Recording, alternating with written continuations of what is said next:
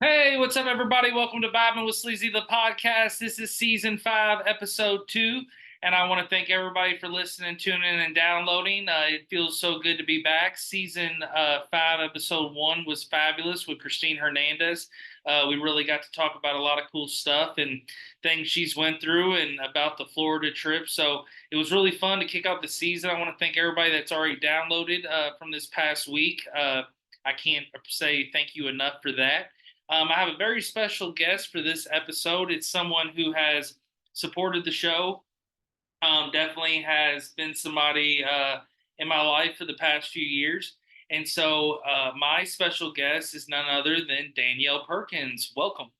Hey, How's it going today? good.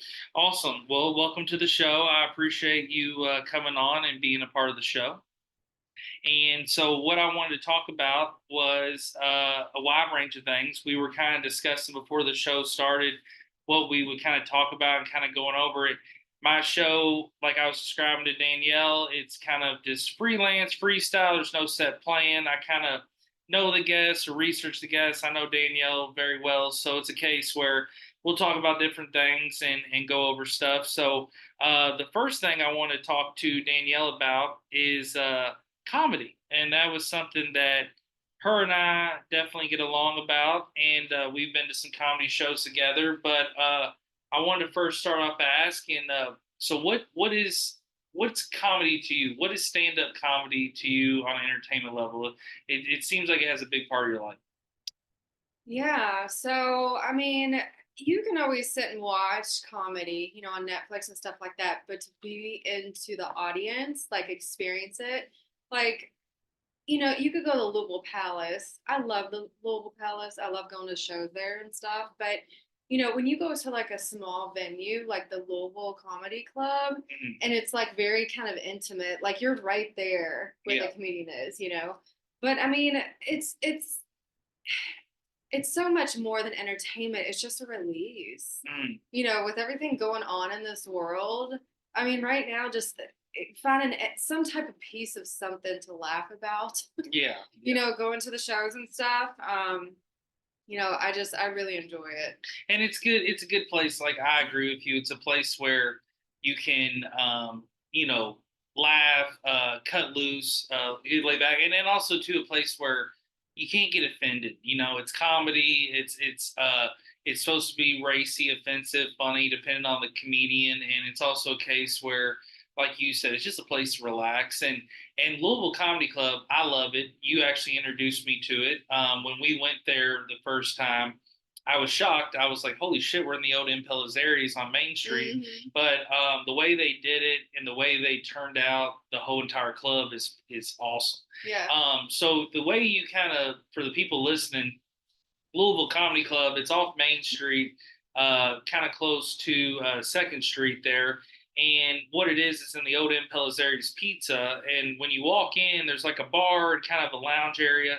But to the right, you kind of check in and get your tickets, and then go back to security. And then what's cool is it's got the old school comedy club feel. The Improv did this back in the day when they were in Louisville, but a lot of older clubs do this kind of, I guess you would say, like during the Seinfeld days, where you go in and they walk you to your say. And, I think they still do that, like at Zanies and Mm-hmm. places, but they walk you and you feel like you're at a real comedy club when you're at a Yeah. little comedy club. So I thought that was so cool. I'm a weirdo. I appreciate the smallest things. So like I thought that was cool when we first walked up there. I was like, oh, they're actually walking us to our seat. And then Mm-hmm. me and Danielle, we sat really, really close. And they have a two order minimum, but I don't see that as a big deal because you want to support them and you want to support the Yeah, for staff. sure. And the staff's really well. I mean, they do great. I actually know a girl named Katie that works there on the staff. They seem to all love it. And I think, too, what's cool about that club, I've heard a lot of the staff working there, they also get to mingle with the comedians and Yeah. different people like that. Um, so when you and I went, I'm going blank right now, top of my head. Who did we see together? We saw, I can't remember now. that's what I'm trying to think. I've been to so many shows there. Yeah, we I went to, honestly can't think anymore. that's the one where, oh, we saw the dude from Mean Girls, the guy from Saturday Night Live and Mean Girls, the I'm trying to think right now off the top of my head. But Oh, anyways, we'll have to look him up. But we yeah. saw him. He was good.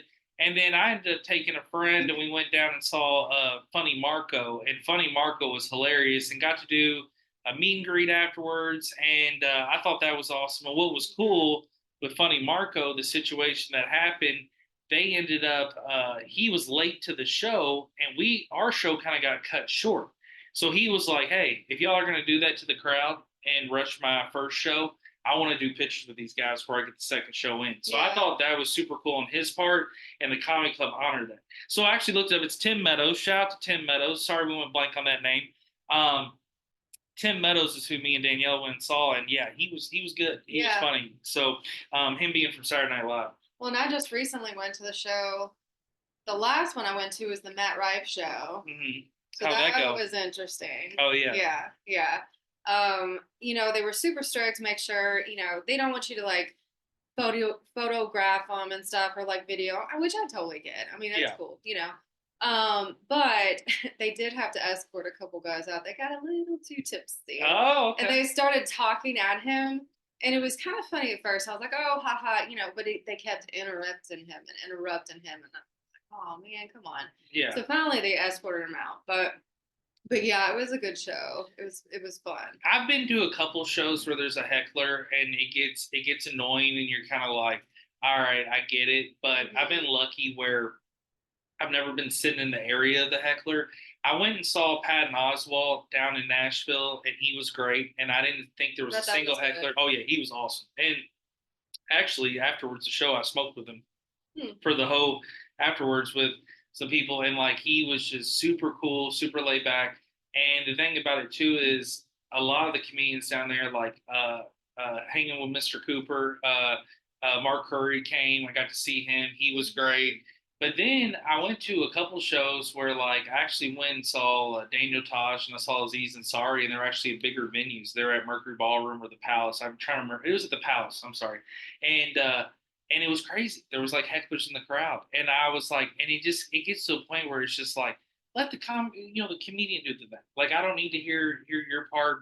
And I think also what's crazy. I don't know if you remember this. Me and Danielle went and saw. I believe you and I saw Kevin James again at the Palace. I think so. Yeah, and remember the person next to us was pretty much like after every joke was almost repeating the joke.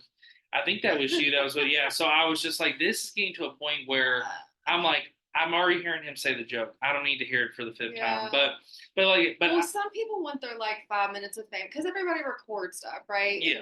And especially like, when people do crowd work or like they show videos, like people want their 5 minutes of fame, but sometimes it does get annoying. It's like, I'm here to see the show. Yeah. Like, you're interrupting, and it is kind of rude to them. Mm-hmm. You know what I mean? I've seen a few acts that are just top notch. Like Kevin Hart was phenomenal. Daniel Tosh was awesome. And Aziz was great. Like I said, I named those three, and those are guys I saw in the past. A lot of the comedians that I've seen at the smaller venues, like I said, have been great with, where Doug Benson, Mark Curry, all these different guys that would come into Zanies and these smaller places. But also, I'm a really big fan of a lot of the Louisville local comedians. I love Jeff Toy.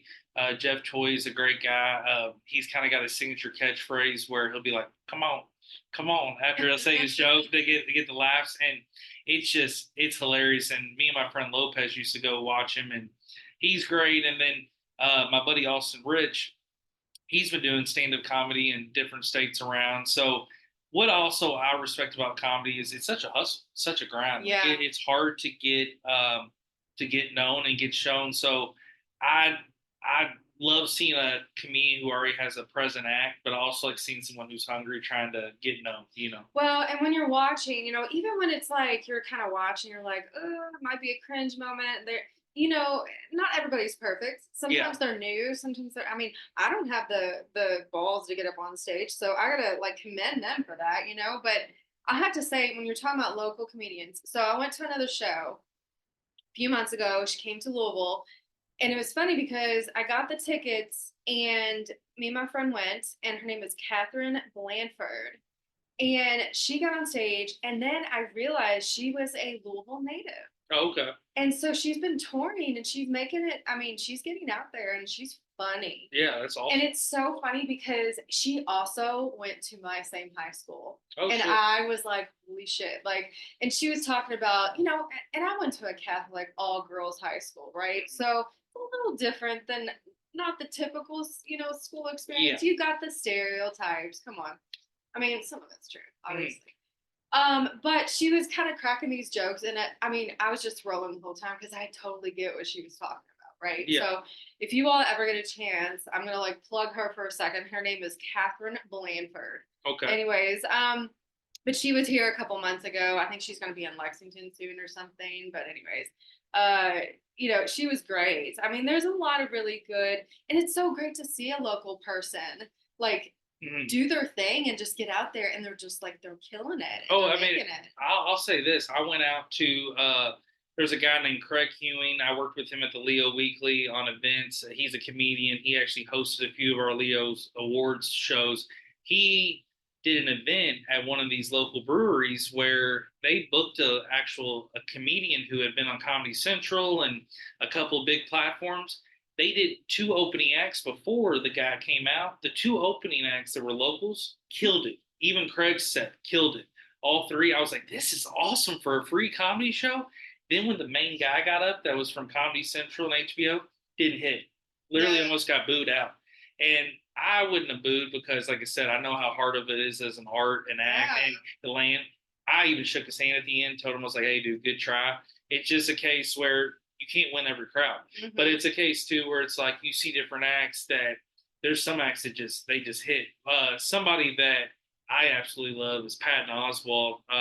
He Mm-hmm. has a album which is called "My Strengths Are My Weaknesses," and it's from back probably over 10 years ago, and it's a comedy album that I can listen from start to finish, and I literally will laugh my ass off the whole entire time. And it's just there's some like classic stand-ups that are just so fucking good. Something me and Danielle are actually going to do here on March 1st is go see Joe Gatto from the Impractical Jokers. Cannot Yeah, wait. can't wait. We got the meet and greet, so we will get to meet him after the show and do a picture. And he's a great guy. I've actually seen the Jokers live before, and they're hilarious together. He took a break from the show to focus on family, and they've kind of gone with the new route of replacing him with other comedians, and it's worked out for both sides. And what I'm glad is to hear that he hadn't give up on comedy or entertainment. So me and Danielle are a big supporter of the Practical Jokers and just him in general. So we're glad to be able to go and then to get the meet and greet. It's really cool, you know. So Yeah, I'm excited. what would you say? Talking about the Impractical Jokers, Mhm. what is one of your favorite characters? Like, what would you say is your favorite character? Do you think it is Joe Oh yeah, from the original four? straight up, because my favorite, and I'm gonna botch this, is that potato scene, Oh the potato scene. I cannot watch that without crying and laughing. It's the child in me just screaming out like this is the stupidest, funniest thing I've ever seen. And his face the whole time. Like if I have enough balls to go up to him whenever I see him, I'm gonna be like potato, potato, and I think he might lose his shit. I don't know. I might try it, but Yeah. I don't know, man. He's it's so funny. I mean, it is. It's so funny. One of Joe's best of mine is the Larry one when he's in the grocery store and he's like, Larry, and he Yeah, works there and he's running around. yeah, That one had me crying. I mean, there's so many moments Roger Jokers have yeah. me crying. I love all four because they all have their special antics in one Mhm. way, They're but also different in their own way, which yes, makes it perfect. and I love too that like they will get at each other, but at the end of the day too, it's like they're all professionals, but they're also like I think they're also like shocked how far some of the shit can go.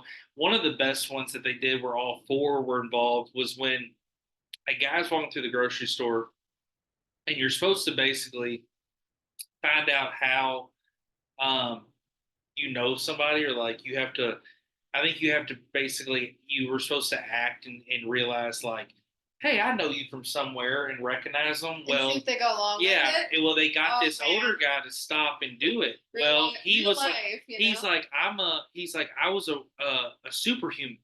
They were like, what? Wait. And he told his name. Well, they look it up. Back 50 years ago, this dude was like had a superhuman act where he did strength and circus Oh and my like balance stuff. So he's blown away, even though they're just acting to try to win the thing. Well, next thing you know, the second Joker's like, I got to go out there and pretend like I know him too. So he walks up and he's like, are you Superhuman Dave? He's like, oh my God, two people recognize me. And then next thing you know, third Joker comes out, Oh my does the same thing. And then the fourth that's Joker comes out. amazing. So all four come out, and I'll just show you after the podcast, but all Yeah. four come out, and it is hilarious. And Oh some people were like, oh, it's me. No, it's perfect because it made the dude's day. yeah. And the way they did it was done so well. And it was just so funny. And besides like Joe going off and doing stand up comedy, Sal Valcano, who's from the show, he has a huge stand up act now. He's really changed the podcast game. Him and Q were doing a podcast, but now Sal's broken off and done it with other comedians. And I've noticed his act getting big. And then Murr is dove into the books. I actually have Murr's autographed book on my wall. He did all his pre-orders. He does autographs. So the one thing about the Jokers that's amazing, I'll say this: they always give back. Like on pre-orders, they're big on autographs, big on photo ops, meet and greets. Like they're the four people that, and just me personally, I'm rooting for because when you give back to the fan base and you're like that generous, I'm rooting for you all day. Yeah. Like I want what's best for you. Gotta live in gratitude, man. Yeah, you got to. And to be honest, it's like that's what I think you and I'm not trying to predict it, but I already have a feeling that like when we meet Joe, he's gonna be super fucking nice and laid back. But also, it's a case where I was telling you at lunch today, it's like he can be probably just just chit chat, laid back, like just one of the Yeah. like one of the fans kind of deal. Like so, that's what I'm looking forward to. So yeah, comedy's really big in your life, and I knew that was something I wanted to touch on when you came onto the show.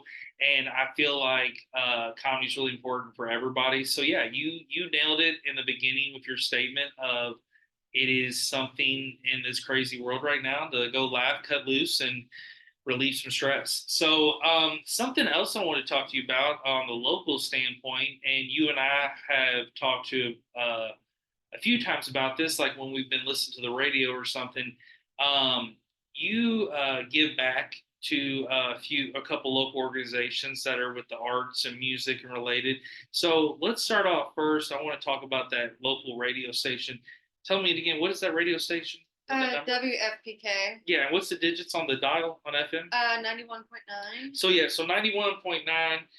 Danielle actually gives back to them, and they're a local radio station that plays a wide range of different genres. And what's really cool about them is uh, I have to always text Danielle and be like, "Hey, tell me the dial again for that." But it's just something good and something to listen to, a little bit different from your regular pop and rock stations in town. So when you give back, what do you feel like you get back from them besides supporting them? What do they do? Well, I mean, it's a local funded, radio station, so they rely heavily on donations, and Okay. which is fair, and they do give back as far as like they handle the waterfront Wednesdays and Okay. stuff like that, which That's I awesome. love. That's awesome. I need to get back down there. I haven't been down there in forever, but I mean, everybody enjoys those. But it's just something good. It's the arts, right? It's music. It's you were saying I also donate over to the Kentucky Performing Arts. Yeah, that's what I was going to talk to you about too as well. Yeah, so I give back to them, and honestly, I didn't even know much about them until my last job, and they had some type of program set up where they take it out of your paycheck and they come and they talk about it, and a lot of that is also funded locally. And I think arts is so important. It's a dying breed. You see less and less of it. Arts is important. It gives us passion. It gives us something to look forward to. Even something like going to a movie theater to watch a movie. I mean, that's kind of a dying breed anymore. Oh, it is. But going back to the Kentucky Performing Arts, I like giving back to it. And I mean they give you donate so much, you go different tiers and things like that. I mean, they even send you parking passes and vouchers for drinks and stuff like that. And you can write off on taxes, but more than anything, I just love supporting the local arts, having my hand in it, contributing because I go to these shows all the time and I just enjoy it so much. Mhm. It's just something to really see someone passionate about their art on the stage, and it really shows. Yeah, and that's what I've noticed about you lately, that you've been going, and I've gone to different events with you over the past, and I've given back too in the past, where like on my side of like contribution, I give to the Louisville Zoo and the Aquarium Zoo Association and a lot of animal things, which I know you support as well. And so that was something I definitely wanted to talk to you about on the show, because I do feel like philanthropy and giving back and contributions and charitable donations are very important and can help. My grandma actually just now, I've been telling you about at lunch, we just moved her out of her condo. We're trying to sell her condo since now she's in nursing home care. And one of the big things dealing with that was, we sold things, we kept some things, but we also had to donate things and get rid of stuff. And, the big thing for me and my family was giving back, not trying to throw everything away, but donating. And what's great is, I know Goodwill, a lot of people see it as just a, a local chain of thrift shops. But what was great with some of her furniture, they actually had a program where we were able to bring the moving truck over. They had some furniture, and then they were actually going to bring somebody in that needed that furniture to look at it, and they were going to put it to a special spot. So we kind of worked out a whole deal with them, and we just donated it. So Mhm. I just I like giving back. I think it's super important. I think it's something that I probably don't even talk about enough on this show and just talk about in general. But I've been trying to give back a lot here lately with and I did it even more back in the day, but it's just a case where I think it's important. I really do. Putting out that good energy. Yeah.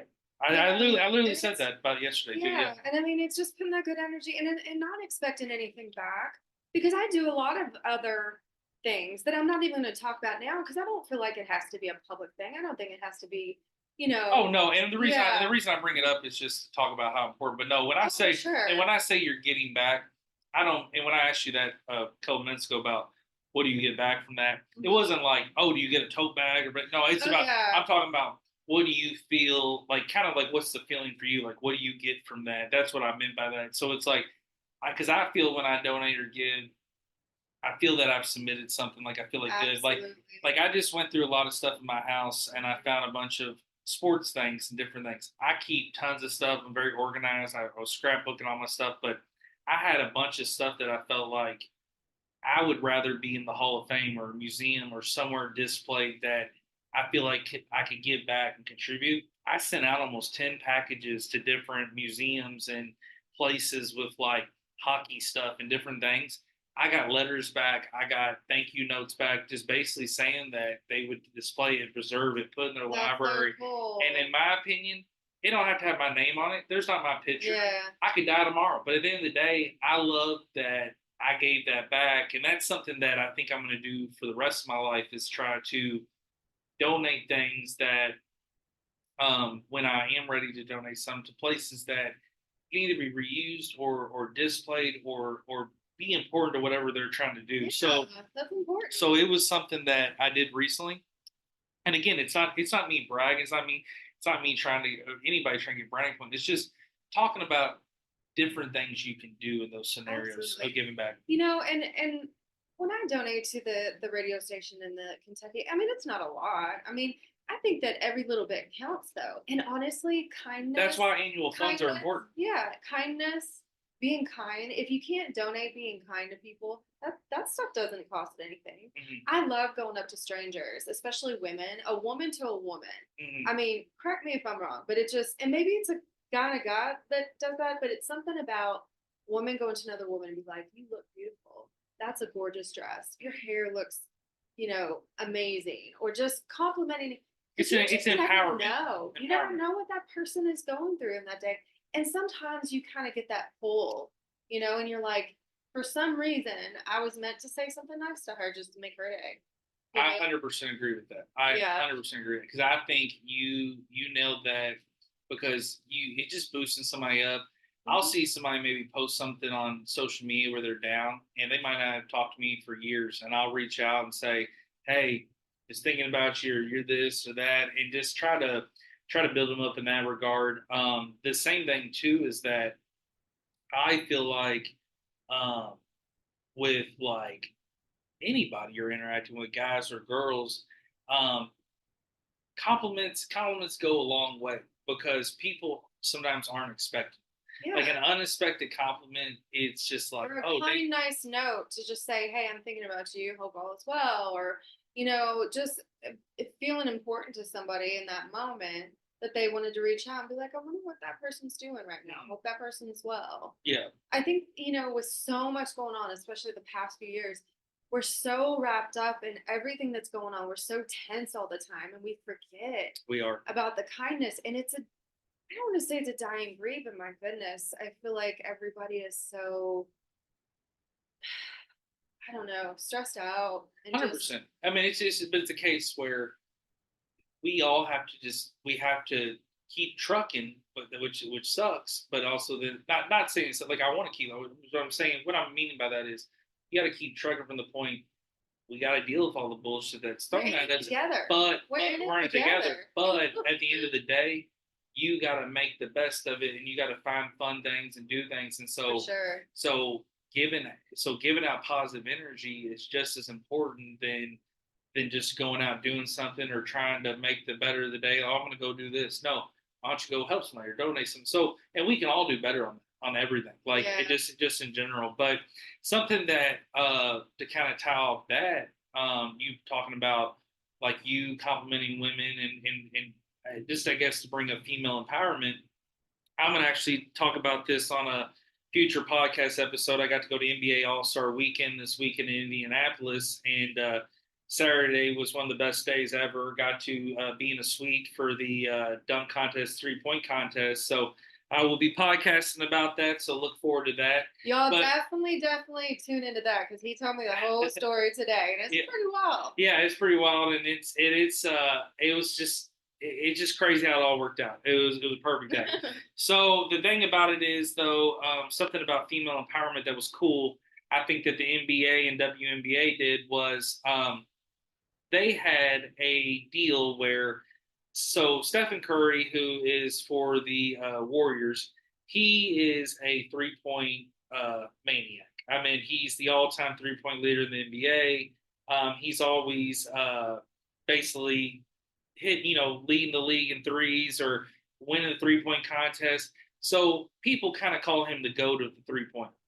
And so last night during the NBA Saturday night, they did a special event where he took on a WNBA star who set the record in the WNBA for threes, Sabrina Newscoop, and they did an NBA 3-point off. Well, here's what's great. It was kind of like it could have been a dud. They both could have been bad. They both just only went one round and they were just going to see who was the best. It ended up coming down where he beat her by one, and it was like 29-28, and it was incredible. And what was wild was that you know they both got to give back to their charity $25,000. They both hit over, I think it was the 55-point marker that combined that got them a $50,000 donation after that.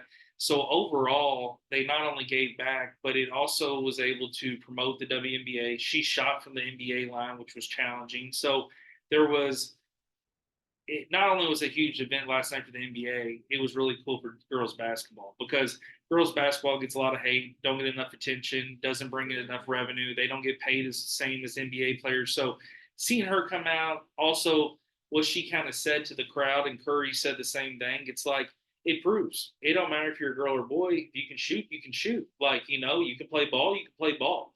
So that was the big rule that and kind of model that she was pushing, and I thought that was really important to hear.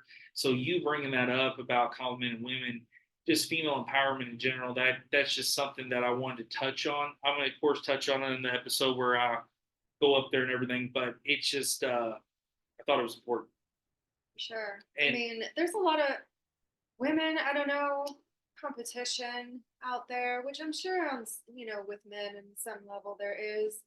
But Oh yeah, for whatever reason, with women, I hate seeing women tear other women down. We should be lifting each other up. We have so much in common.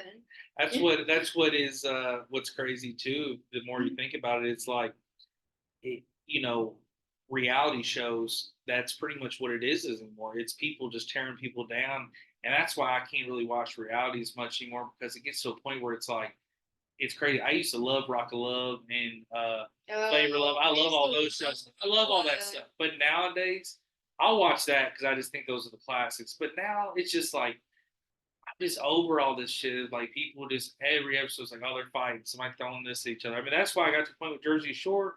I was loving it. I was even loving the family vacation, but then I got to the point where it's like every episode. But I'm not gonna lie, some shit needs some drama.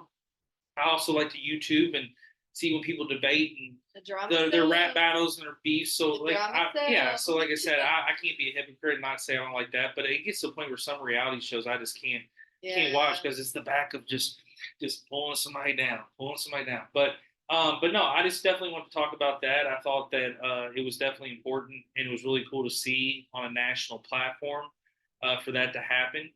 Something else that happened at the game last night, which I was going to tell you about, I have never seen this before, but it was the first time in the history. They did two things for the first time in history last night. They did 15,000 drones after the event outside and wrote messages and did basketballs and different things. It was one of the Wow. largest drone shows of all time. And then the second thing that they did, it was the first time ever playing on a LED court. So basically, the whole court was blank, white thing. They could light it up, put graphics on it, display pictures, move it, all Wow. that. And when the players are moving, there's like tracking, so their footprints are going. And Oh my it gosh. was the coolest shit I've ever seen. They had lights everywhere. There was like drones in the fucking house. It was the coolest court ever, and to see that event up live. It's like a game and a concert in Oh yeah. one. Oh, 100%. And it's going to change the future of sports and music and entertainment as a whole. I've never seen anything like that, and it's the future, and it's going to be humongous. I think it's going to be everywhere. You're going to probably eventually see um, some of the more classic ports going away and go into that because you can pretty much present anything. And I think you can do this in a way other than basketball. You can try to find a way to do it and use lights, but the way technology is, and then two other things that they did, I have to bring up and just talk to you about it. I could not believe they put a QR code on the screen and you could AI yourself. And basically, they submitted a picture and then they ran it through an AI app and they were AI people on the screen so you Whoa. could see yourself. And then they did another QR code where they loaded in Snapchat filters. And so when you QR code, you went immediately live on a URL website and you're just sitting there with your face loading. And if your face went on the screen, they're throwing Snapchat filter apps at you. So you had like big heads and goofy things just on the big Oh my jumbotron. gosh. So people were losing their mind. And they were putting celebrities up there. Like they had Fat Joe on the screen. I mean, there was so many celebrities in the house. So it was at a point where people were everywhere. So I thought I thought it was very well done. So like I said, stay tuned. I'll be definitely talking about that. Um, Something else that you and I did back in 2023, we made a trip for your birthday. We stopped in Cincinnati, but we ended up heading up to Columbus, Ohio, to a place called Otherworld. Yes. So I definitely, having you on the show, wanted to give a review or just kind of go over it. I had no clue what to expect because when I read before going, when Danielle brought it up, it was more of like there was mentions of sometimes they change some things in the rooms, sometimes they, um, you know, have had it different, but also too, it's like there wasn't a lot of picks, there wasn't a lot of instruction. So I was just kind of like, fuck it, let's go. And so what was cool The cops was, didn't want to give anything yeah, away. yeah, true. And what's cool too is like we got there and I'm not gonna lie, I felt like we were in another world. It's an abandoned strip mall. Like it's literally this whole shopping center is like abandoned, like a ghost town. But there's other world, and then this giant parking lot. So the idea of what they did was pretty genius. Whoever invested in it, because it's not only an art gallery display, but it's an interaction entertainment thing.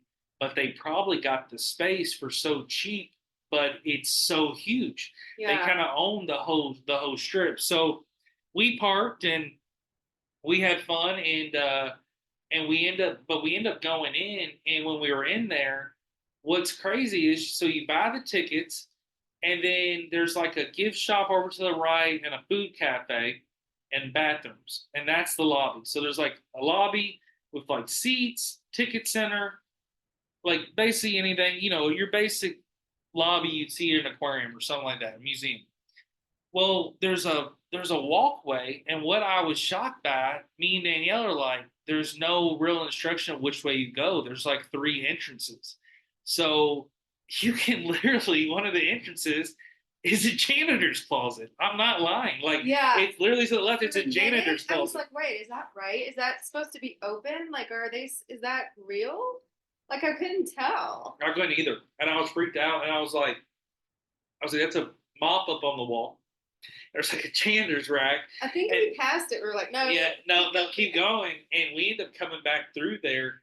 But you go in, and it's basically a fun house, a psychedelic fun house with different eyeballs, colors, figurines, hair, uh, different mirrors, and sounds and Lights all lights, over the place. and different, just so much interactive stuff. So you end up, I think, can explore over 50 rooms, so much of just different things and stuff you could go inside. So I feel like Danielle and I were there for a couple of hours, and it just was. I just felt like sometimes, like, we were just trying to find out. We kept just finding more and more. We're like, when does this end? Well, and it was interesting because after we started, you had told me, because I thought it was just a maze you go through, and you're like, oh, this is stimulating. And you were like, no, you can't get out of here until like you figure out the clues. And I was like, oh man, so that was a hidden layer. So Yeah. I know we went through like rooms several times, but it was cool though because I don't know, every time you kind of went in there, you see something a little different, and it was just kind of like stimulating, kind of bringing you back to like your childhood a Oh little yeah. bit, and like just looking at things and just being grateful for what it is and just enjoying the moment, being present. And what was great too is with the photos. It's a great place to take photos of like yourself, but also just photos in general. And like, we're looking at some of them now, and it's just the colors and the lights and the things you see. It is otherworldly, and it's something that, when you post it, people are like, "Oh, I got to go see that. Got to do." And it was just a case where Columbus is not too far from Louisville, so we made the trip up and did some for her birthday. But at the end of the day, I think it was a great choice because it's very inexpensive and it's very time consuming. So it's like, if you're really looking for something to do during the day, go in there and spend a few hours in another world. I mean, I even saw a couple people in there just laying. I mean, there's places where you can just lay around and chill. Like, there was a spot, I think, that had like a hammock swing. So you can ride in there where you're not, you know, just don't, you just can just do whatever the fuck you want. Yeah. So I really thought that was something that was insane. Yeah, that was a lot of fun. It's definitely something to experience once. What do you think about the eyeball, where all the eyeballs looked at you? Yeah, that was pretty creepy. Yeah, there's like a room with about 30 eyeballs above you, and in the middle column that's just staring like at you. like a cave or something. Yeah, but there was like hidden codes and games in the other world, and things you could do, and then also too, there was like a mouth you could explore, which was fucking wild. Yeah, that picture right now she's showing. So there's like a couple pictures on here that are pretty much a just crazy color illusion Like of, mushrooms. It's yeah, like you almost like Alice in Wonderland type of stuff. green, purple, blue, yellow. Cool. So it's almost an art museum too. So there's so much you can see, and so I definitely recommend Otherworld.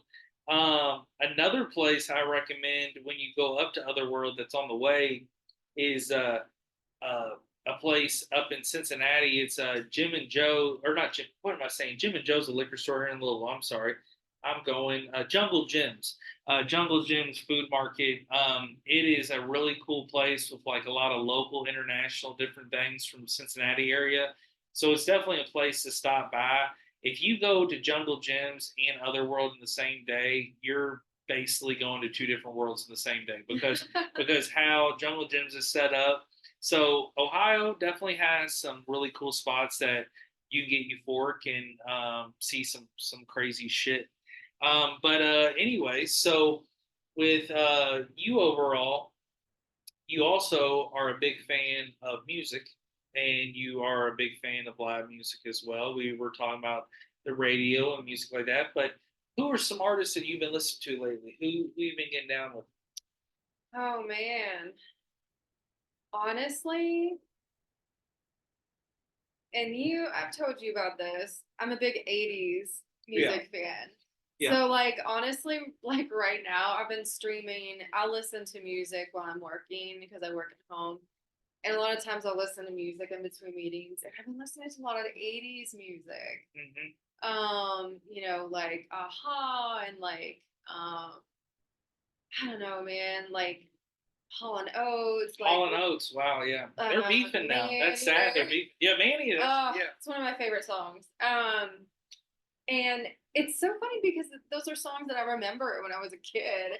My mom would be blaring the radio, and it's like blaring Man Eater, which is such like appropriate for a child at that exactly. time. But who Exactly. cares, Yeah. right? Well, I loved 80s music from Miami Vice. I ended up during COVID year, one of the shows I watched got on Hulu and I rewatched all of Don Johnson, the 1980s Miami Vice.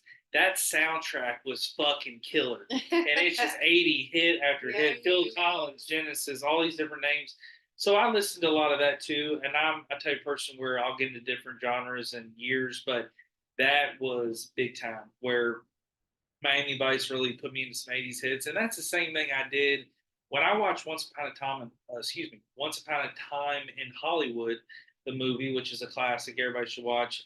Their soundtrack was incredible. And it opened me up Mm, to a lot of 60s, 70s music I hadn't heard. yeah. And so what I did was, what I'll do lately is I'll listen to like a soundtrack when I'm watching the movie, and I might while I'm watching the movie pull up on Wikipedia or like an album site and look up all the track listing.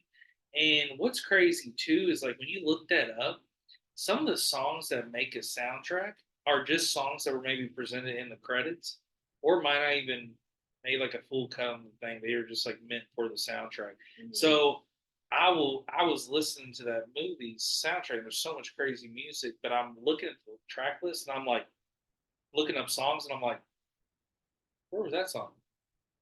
Trying to figure it out.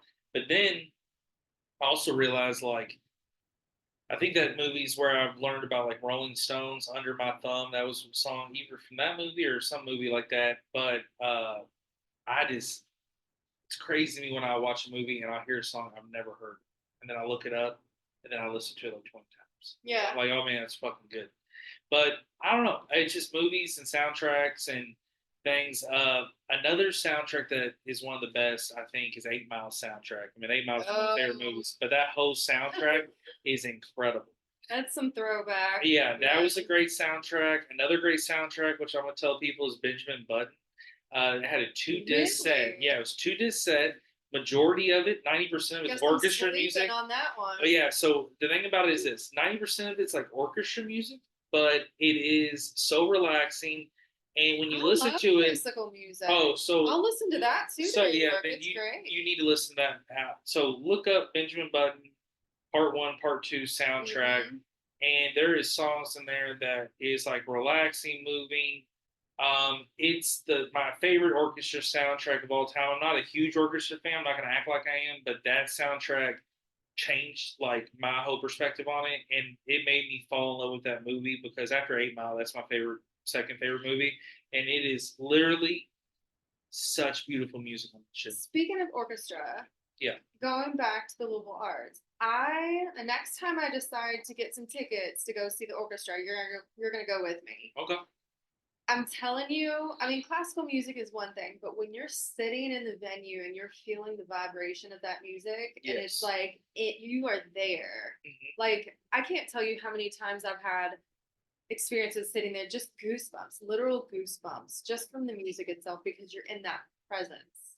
of it. Exactly. And the thing about too that like I'm really big on life of just achieving things, but also trying to see everything. Like that's why I went to NBA All Star Week, and that's why I'm always trying to go see a place or do this. Yeah. I'm super fucking open minded. I want to kind of try everything just to see if I like it, or also to try to do it. And the thing about it is something that it's not something I would usually watch or get into. But when I was in college, I was working for the Recording Academy, the Grammys, and they would invite us to special events. Well, the Recording Academy had an event they were partnered with the Nashville Ballet or somebody that was doing ballet down there. Well, they invited us. We got to interview a ballet guy. He showed us behind the scenes, the stage, everything, and we ended up getting to watch it. Now, I'm going to be honest, it's not my thing. It's not something that I fell in love with where I was like, I got to keep going to more ballets. Yeah. But I learned a respect for it. I gained a respect for it. I love and ballet. now I can say I've seen a live ballet. Yeah. So that whole experience was awesome, and I think it was a way for me to see something that's outside my comfort zone. But at the end of the day, it also was a case where I never would have thought I would go see that. But when I did see it, it's a whole new art form. So I try to go see every different kind of art form. Yeah, it's such an experience, especially the last couple years. I've really been going to a lot of shows.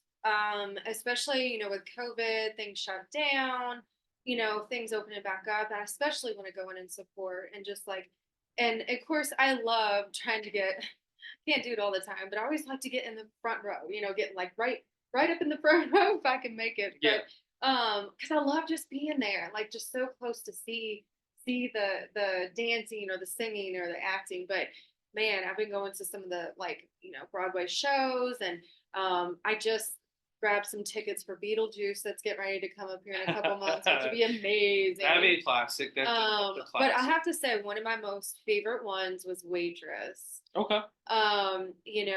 Sarah Bareilles and that music that is used in that is just it kind of strikes a chord, like personally for me about a lot of things. Sarah Bareilles, she had that song.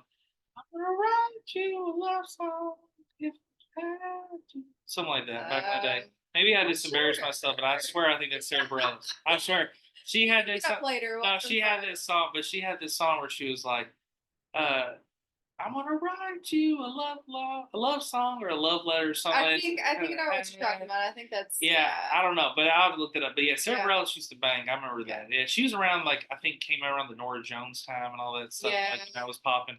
But yeah. Okay, don't judge my singing, but that was my little take on that. But no, I definitely feel you on that. Something too that is that I respect big time is just how you can collab two things. So like last night at the NBA thing, I was shocked. A man came out with this huge pole, like 30-foot long pole that supposedly weighed 100 pounds, and he's holding it, and he's fucking like 6'5", like 300 pounds. So he's holding this pole, and this fucking 150-pound or less girl is like climbing down, pole dancing on it, and climbing to the top and jumping. The pole's not even moving. He's just holding it. That's crazy. It was like pure crazy strength. So the discipline. So what's wild is like but here's what I was thinking last night. So I'm like a few beers in at that point. I'm comfortable. I'm watching. This is in the middle of a commercial break, so they bring that out, and I'm over here like, holy shit. But then I'm thinking to myself as they were walking off the court, I'm like, how the fuck did they think of that shit?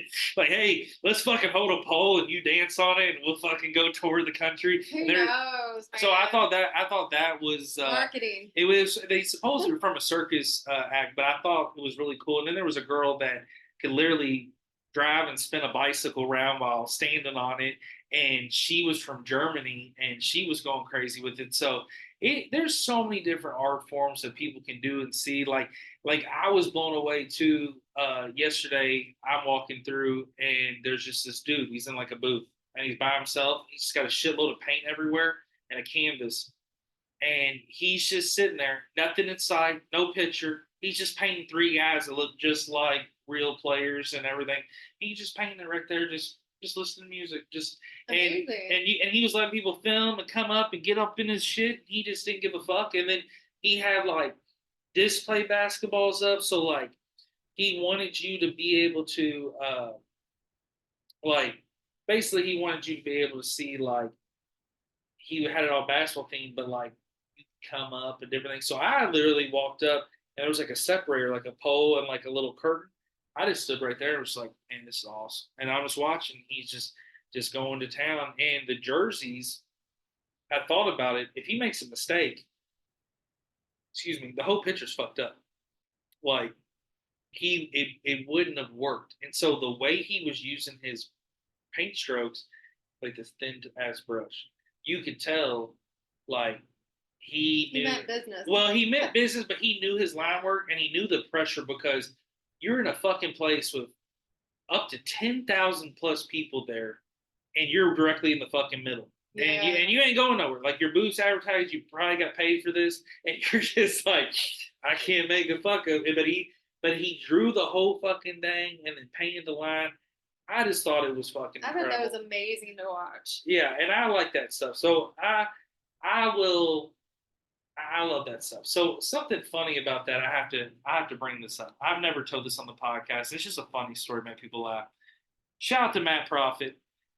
He's a special needs guy I went to high school with, and he is a guy that's gotten into art and and I've always been super nice to Matt. Matt's been my little buddy. Um, he's eccentric and he's hilarious. But what's hilarious is not last Christmas, but the Christmas before, he ends up telling me, calling me up, saying, "Hey, I want to get you a Christmas present for being a good friend." I said, "Matt, you don't got to do that. You don't got to give me anything." He said, I want to paint you a picture." I said, "Well, that's awesome." So he's like, "Give me a theme."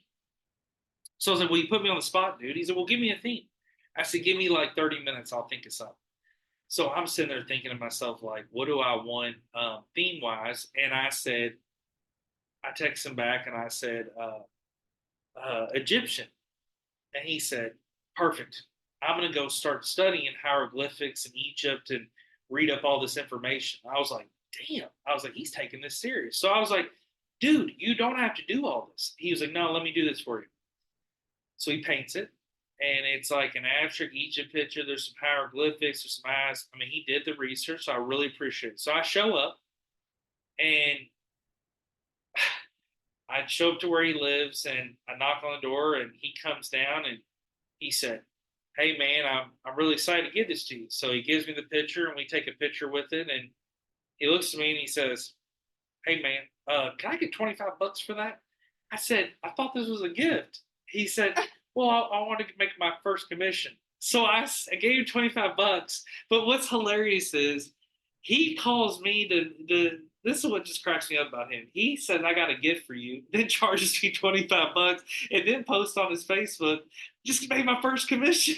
So I love it. I thought it was hilarious. So to be honest, I was such a good sport with it. Anybody else, I would have been like, "Fuck off!" Like you told me it was a kid. He made it so funny the way he did that. So I had to tell that story. So shout out to Matt Profit.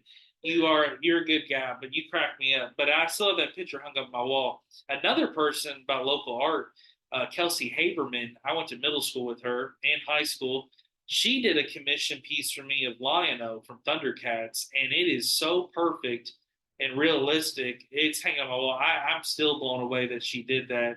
And I've had tons of artists on last season, and I'm looking up on my wall now. I got some Clay Maida's art and everything, and just different pieces. So I've been definitely trying to explore. And I also now have a Bengals guitar on my wall. And to be honest, it was given to me a gift from my friend Laura. But at the end of the day, I was like, "What am I going to do with this guitar?" But it turned out to be handmade in wood, and it's fit perfect on my wall. So shout out to that. So I've been bringing some cool pieces up with that.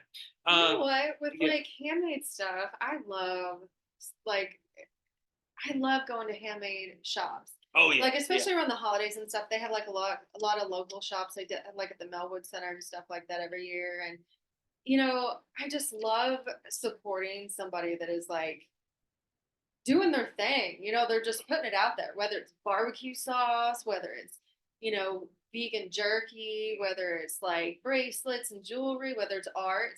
Oh my gosh. I mean, you can always go into any kind of store and you can go to a Target Yeah. or a whatever and get Find some type of something. artwork that probably 100,000 other people have, or you can get something local. Local. Well, I shouldn't say local. Small business, Yeah. whether it's local, small business, out of state, whatever. But like, I have some blood, sweat, and tears there on that canvas or on Oh that yeah. print. Well, it's something that it's crazy you say that because my friend Alexandra Schubert, she lives in Chicago. Her and her, or excuse me, now she's living in Nashville. They've been moving, but her and her boyfriend, I guess, were looking for new art pieces for their house, and she thought the same thing. I'm tired of buying the same art at these home good stores. Yeah, it's the So same she thing took a over and palette over. and made the art, and it took a day, and she had to lay down a bunch of stuff. But at the end of the day, she liked it, and it worked out. So I thought it was a good idea. And what's crazy too is that some of the stuff like that people end up making, there's just so many special things and so many special pieces. Like if you can go back and listen to season 4, I got tons of different artists on that were sharing about their different stories and crafts. And yeah, you're completely right. It's really cool to get the blood, sweat, and tears and get somebody's craft, and you also see what everybody's passion is. Like there's some unique passions out there. When I was actually going through this past month selling my grandma's condo stuff and getting donating stuff, she had this green couch, and it was from the late '60s and early '70s, and she, wanted to make some kind of money off. We didn't know because it was such an old couch, but it was in perfect condition. I posted on Marketplace, which I hate Marketplace, but I was like, I'll give it a shot. Yeah. I posted, and I get this dude that messaged me. So I look at his profile, his real profile, and it says antique vintage furniture collector, 70s, 60s, or something like that, and artists and different things. So I was like, well, this dude might be somebody I want. So I listed for $300. He said, I'll give you 300 bucks. He showed up. He was so passionate about this couch, and he got it out, and then he ended up buying two 1975 tables from me, and for like 40 bucks, and we loaded him up in his van, and he brought a friend, and it all worked out. He was a super great guy. But what was funny was I was like, why the fuck do you want this couch? Like, why you? He's like this little small dude, like real skinny. That makes you feel like he knew something you Yeah, didn't. yeah. And I said, and which I didn't. At that point, he got it out. He did all Yeah, the work. sure. I was like, cool. But the thing about it was, he goes, me and my wife moved into an old church in E Town, and he goes, we have turned it into a 1970s lounge place where we live. So he said all our furniture is 1970s, and he said everything's vintage, and he said I'm vintage, and he's like we're all vintage, me and my wife, and Yeah. he's like this couch is going to go so perfect in our fucking house, and he's like these two tables be perfect, and I said here's the deal, dude. I said, if you end up deciding you want to fix this up and flip it for $1,000, you go do it. I said, you paid the money, you did the labor, and I said, I'm glad it's going to a good home. And he was like, dude, as soon as you fucking uploaded this, he's like, I don't know what I was doing, but I was just searching couches, and it popped up. I was like, he's like, I called my wife. I'm like, this is the fucking one. This is it. And I was like, well, fuck yeah. I was like, that works out. And so he ended up being super fucking cool. Yeah. And I told him too, I was like, if I ever have any other furniture, I let him look at other stuff, but it was in a case where he laughed. He's like, I ain't come back to Louisville this weekend, and I just want to fill my van. So he was like, these tables will go, like whatever. So I was like, take it, cool. So that really worked out. But no, but I want to really thank you again for being on the show. I thought Thanks for this has having been me. fabulous and awesome, and I've been definitely looking back on my episodes, and there's been guests I want to have. So you're definitely one, and I know that I'll have you on again in the future. I have to say too that it was like when I'm planning each episode in my head kind of deal. I just knew that like you and I be talking about a few things, but a lot of things about you. You spread positivity, talk about positivity. So I knew we could talk about that kind of stuff. But again, thank you for being on. If you want to give a little shout out, I know we talked about this before. I know you're not really plugging anything, but you Yeah, want to I'm say not anything? plugging anything, but if anybody wants to follow me, the best ways probably on Instagram at the number three, Bird Night. Yes. And so thank you again for saying that. But I want to thank everybody for listening, tuning in, and downloading. It's been going great. I also want to say something that I believe I forgot to mention on the first episode. I got three new countries that are tuning in and listening.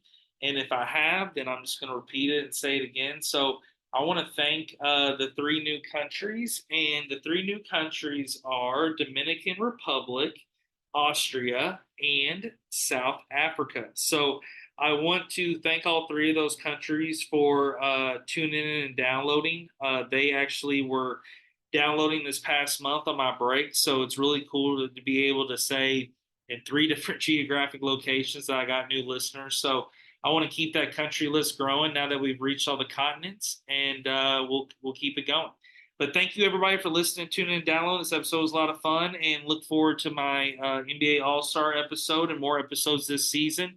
You can listen on any platform, vibingwithsleazy.com, Vibing with Sleazy podcast on Facebook, Instagram, and reach out, holler, show love, and thank you all.